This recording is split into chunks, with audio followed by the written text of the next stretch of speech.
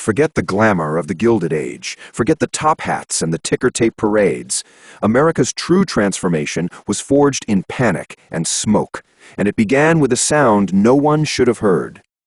It was a Tuesday night in September 1873, and the air in Philadelphia was thick with the cloying scent of coal smoke and the distant, ceaseless clamor of a city building itself into an empire. But inside the marble-clad mansion on Walnut Street, an absolute stillness reigned, broken only by the rhythmic, expensive tick of a grandfather clock in the vast mahogany-paneled hall.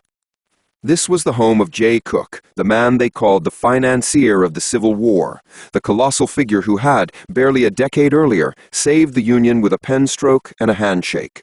Cooke's firm, Jay Cooke & Co., was not merely a bank, it was an octopus of American finance, its tentacles reaching from the iron mines of Pennsylvania to the wheat fields of Minnesota, and its brain housed right here, within these silent, opulent walls. At precisely 10:47 p.m., a servant, a nervous young man named Thomas, was sent upstairs with a decanter of brandy. He knocked lightly on the door of the master's study. No answer. He knocked again, louder. Still nothing. Fearing the old man had fallen asleep over his ledgers, Thomas eased the door open. The study was empty. But the massive double-doored safe was not merely unlocked, it was ajar. The papers on the desk, memos regarding the Northern Pacific Railway, a note about a pending merger, a half-written letter to President Grant, were scattered as if violently swept aside. And then Thomas saw it. A black leather slipper lying on its side near the French doors leading to the balcony. The doors themselves were wide open to the chill night. Thomas rushed to the balcony rail and looked down, his throat seizing. There, in the manicured darkness of the garden below, lay a figure. It wasn't the famed Jay Cooke. It was Augustus, or Gus, Hemlock. Gus Hemlock was Cooke's trusted head of operations, his financial lieutenant, the only man who knew the true, terrifying extent of the bank's liabilities. He was sprawled on the cobblestone, his face a bruised and bloody mask. He was not dead. He was not yet even unconscious. As Thomas screamed and the household stirred, Gus Hemlock raised a trembling, manicured hand toward the mansion's roof and rasped a single, impossible word before he collapsed into the permanent dark. The word was gold. No one ever officially determined if Gus Hemlock fell or if he was pushed.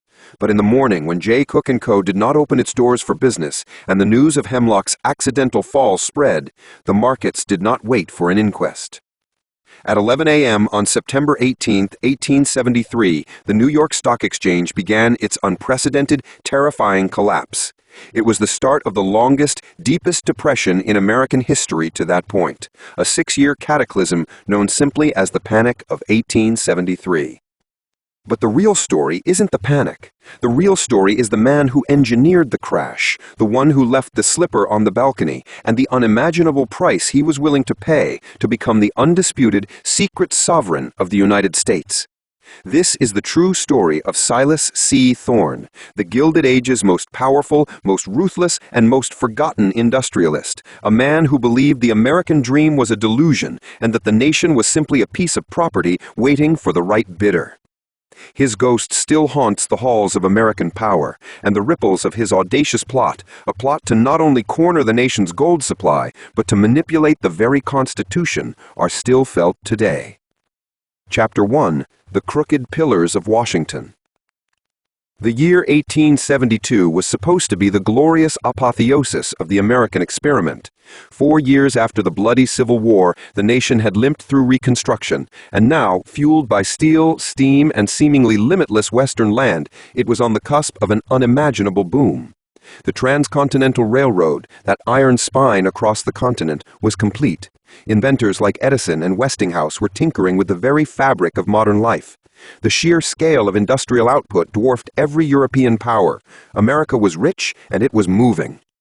Yet behind the shimmering veneer of progress, the nation's political and financial infrastructure was a rotten edifice built on patronage, graft, and a level of corruption that makes modern scandals look like petty shoplifting. The White House itself, occupied by the celebrated Civil War general and now 2-term President Ulysses S. Grant, was a nest of vipers.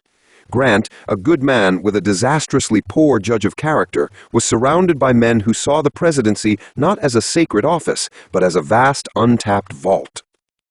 The Credit Mobilier scandal, a scheme involving the Union Pacific Railroad and congressmen taking massive bribes, had just broken, shaking the very foundations of the Capitol. The Black Friday gold panic of 1869, orchestrated by the infamous Jay Gould and Jim Fisk, had nearly collapsed the nation's currency, and the subsequent investigation fizzled out amid whispered accusations that even members of Grant's own family were involved. It was into this volatile, corrupt, yet immensely profitable atmosphere that Silas C. Thorne arrived in Washington, D.C. He did not come from the dusty parlors of New England finance or the rough-and-tumble railway camps of the West. Thorne was a new creature entirely, a capitalist of pure, terrifying ambition, forged not in the Civil War, but in the chaotic, speculative Born in utter obscurity in upstate New York, Silas Thorne was a man of contradictions. He possessed the refined taste of a European noble. His suits were tailored in London, his wine cellars curated in Paris, but the brutal hands-on instincts of a frontier robber baron. He wasn't interested in building railroads. He was interested in controlling the steel that made the rails. He wasn't interested in mining gold. He was interested in dictating the global price of the bullion. Thorne did not own a bank like Jay Cooke, nor a fleet of ships like Cornelius Vanderbilt. His true genius was in his invisibility. He controlled his empires, mining conglomerates, shipping lines, and immense land holdings through layers of shell corporations and stoic, often terrified proxies. He was the quiet, unseen force, the man who funded the wars between the giants, but never took the field himself. By 1872, Thorne's personal wealth was conservatively estimated at $50 million, a figure that, adjusted for inflation and relative GDP, would place him among the 3 richest Americans to ever live. His primary ambition was simple: to acquire the North Star. The North Star was Thorne's private, esoteric term for the collective, integrated control of the 3 essential arteries of American power: the gold standard, the mechanism by which every dollar in the nation was valued; the national infrastructure, specifically the control of the transcontinental railway's key terminal cities and the ports they fed; and the judiciary, the ability to ensure that any law passed or any contract signed would ultimately be validated by the highest court in the land. The Panic of 1873 was not an unforeseen disaster for Silas C. Thorne. It was his opening move. It was the detonation that cleared the landscape for his grand, terrifying construction. He needed a weak link, an arrogant target, and an asset that would crash the market while simultaneously granting him an irreplaceable monopoly. He found all 3 in the person of Jay Cooke and the disastrous, over-leveraged enterprise known as the Northern Pacific Railway, the NPRR. Chapter 2: The Northern Pacific Gambit. Jay Cooke's story was the perfect American tragedy. A man of devout faith and staggering charisma, he had truly believed in the destiny of the nation. When the Civil War broke the federal treasury, Cooke virtually invented the modern bond market, selling billions in Union war bonds directly to the common citizen, the legendary 520s and 730s. His success was a triumph of patriotism and finance, earning him his title and an aura of untouchable moral authority. But by the 1870s, that aura had blinded him. Cooke had staked his entire fortune and that of his bank on the completion of the Northern Pacific Railway, the NPRR. The NPRR was meant to be the second great transcontinental line, stretching from Duluth, Minnesota, all the way to Puget Sound in the territory of Washington, a staggering 2,000 miles of unforgiving wilderness. The idea was sound, but the execution was financial madness. Cooke had secured a massive land grant, 47 million acres, an area larger than all of New England, but the actual construction was slow, costly, and dependent on selling bonds in a skeptical European market. To fund the gaps, Cooke borrowed heavily, using his bank's assets as collateral and promising unbelievable returns. He was digging a hole, hoping the vast profits from the completed line would materialize before he ran out of earth. Silas C. Thorne watched this spectacle from his quiet offices in New York's new Equitable Building. He had no public stake in the NPRR. But his covert agents, known within his shadowy network as the silent ciphers, were embedded deep within Cook's operation. These ciphers were high-level accountants, legal clerks, and even a few newspaper editors, reported directly to Thorne's chief lieutenant, a precise, humorless man named Elias Vane. The ciphers' reports were consistently damning. Cook was out of cash. His liabilities far exceeded his liquid assets. He was relying on the next bond sale, a huge multi-million-dollar issue scheduled for late 1873 to keep the wolves from his door. Thorne saw his opportunity. His plan was a masterpiece of financial terrorism.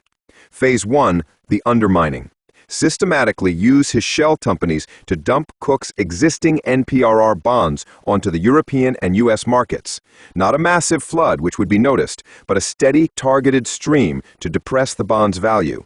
The goal was to make the scheduled late 1873 bond issue appear worthless before it even launched.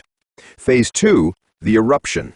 Simultaneously, use his massive gold reserves, acquired years earlier through an audacious manipulation of the California and Nevada mines, to begin calling in all short-term loans across the New York money market. This was the crucial blow. Since all banks relied on the interbank loan system, pulling the liquidity out would create a paralyzing cash shortage across the entire financial district. No cash means no loans. No loans mean no ability for firms like Cook's to cover their operating costs. Phase 3, the acquisition.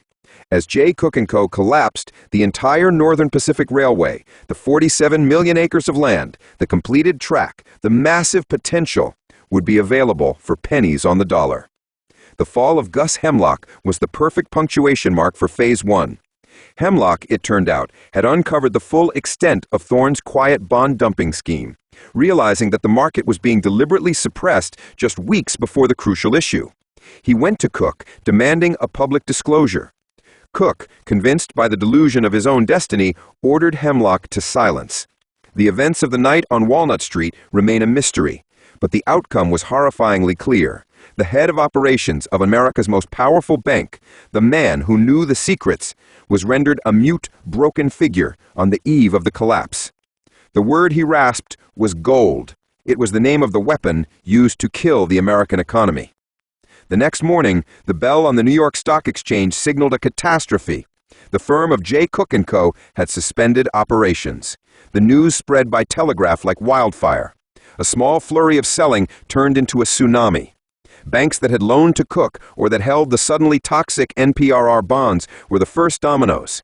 September 19th, 20 brokerage houses fail in New York alone.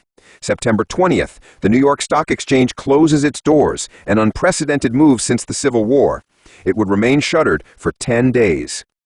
October 1873 to 1874, 103 railroads, a quarter of the nation's trackage, went into bankruptcy. Over 18,000 American businesses collapsed. Unemployment soared to 14% nationally, and in industrial centers like New York, Chicago, and St. Louis, it was estimated to be near 25%. The Great Eruption had begun, and Silas C. Thorne had just placed his winning bid on the rubble. His eyes were now fixed on Washington, D.C., and the ultimate prize, the legal, constitutional mandate to forever intertwine his private wealth with the nation's public power. The North Star was almost within his grasp.